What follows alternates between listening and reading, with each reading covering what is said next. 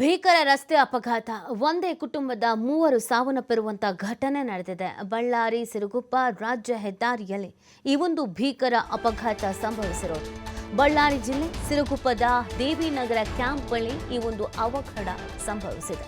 ತಮಿಳುನಾಡಿನ ದೇವಸ್ಥಾನಕ್ಕೆ ತೆರಳಿ ವಾಪಸ್ ಬರುವಾಗ ಈ ದುರ್ಘಟನೆ ಸಂಭವಿಸಿರೋದು. ದೇವಸ್ಥಾನಕ್ಕೆ ತೆರಳಿದ್ದ ನಿಟ್ಟೂರು ಗ್ರಾಮದ ಒಂದೇ ಕುಟುಂಬದ 5 ಜನ. ಪ್ರಸಾದ್ ರಾವ್ ಹಾಗೂ 2 ಮಹಿಳೆಯರು ಸಾವನ್ನಪ್ಪಿರುವುದು. ಅಪಘಾತದಲ್ಲಿ ಇಬ್ಬರಿಗೆ ಗಂಭೀರವಾದಂಥ ಗಾಯ ಆಗಿದೆ. ಆಸ್ಪತ್ರೆಗೆ ದಾಖಲು ಮಾಡಲಾಗಿದೆ. ಬೆಳಗಿನ ಜಾವ ಚಾಲಕನ ನಿಯಂತ್ರಣ ತಪ್ಪಿ ಕಾರು ಪಲ್ಟಿ ಆಗಿರೋದು. ಸ್ಥಳಕ್ಕೆ ಸಿರುಗುಪ್ಪ ಪೊಲೀಸರು ಭೇಟಿ ನೀಡಿ ಪರಿಶೀಲನೆಯನ್ನ ನಡೆಸಿದ್ದಾರೆ.